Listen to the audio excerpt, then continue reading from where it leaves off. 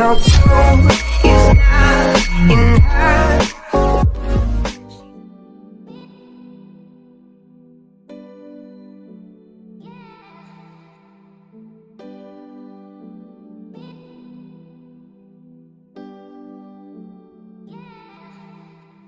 Okay, so how I got into makeup was when I was little. I wasn't really that much interested in makeup. It was never something that I showed interest in. The only thing I really did when I was little was experiment with my mom's makeup, as most kids do.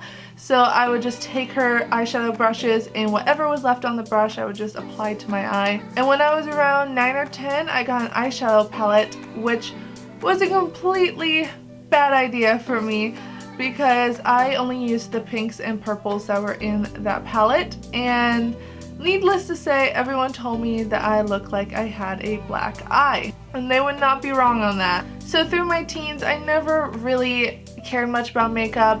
I was sort of interested in foundation, but everyone told me that I didn't need it because I relatively had clear skin up until the age of 16. So the only type of makeup that I really used was the CoverGirl face powder and clear mascara, and then every once in a while, if I thought I needed to cover up any blemishes on my skin, I would use a concealer. But for the most part, I didn't really use that.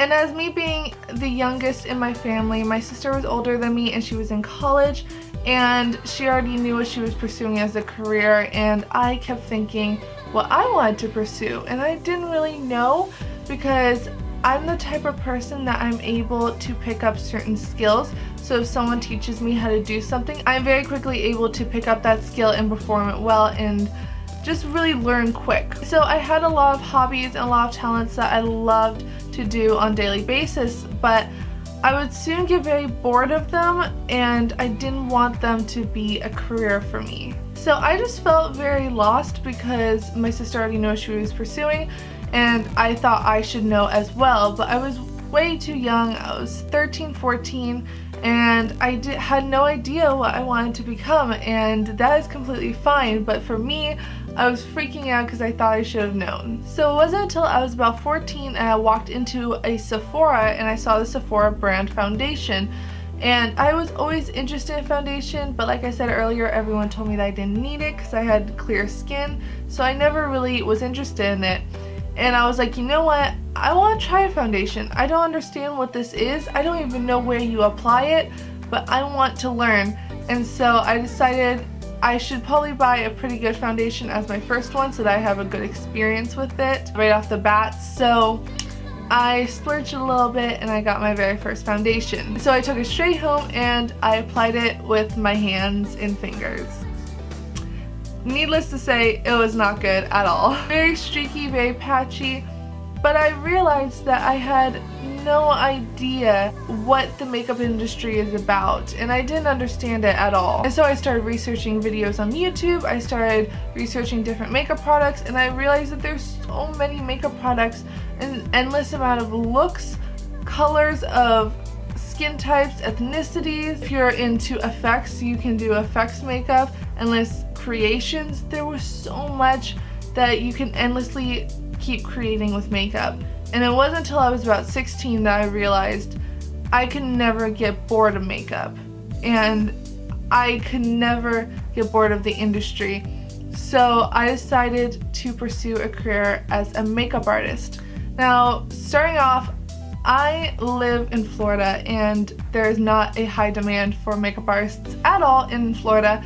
So when I told my family what I wanted to do as a career, they all thought I was crazy, in a sense that they only thought that I would be working at Sephora or a MAC or Nordstrom's as a makeup artist my entire life.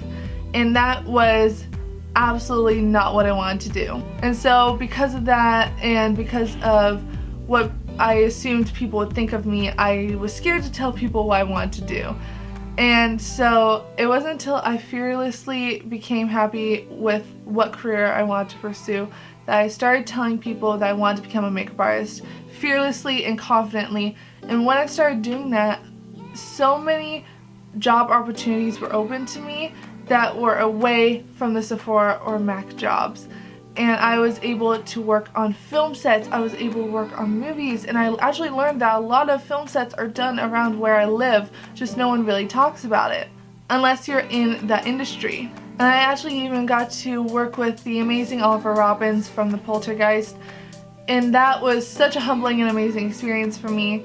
And so I started working on a bunch of movie sets around here, and I'm able to become a makeup artist to the point that I am planning on moving out to LA in 3 to 4 years in order to pursue my career even more as a makeup artist in the movie industry.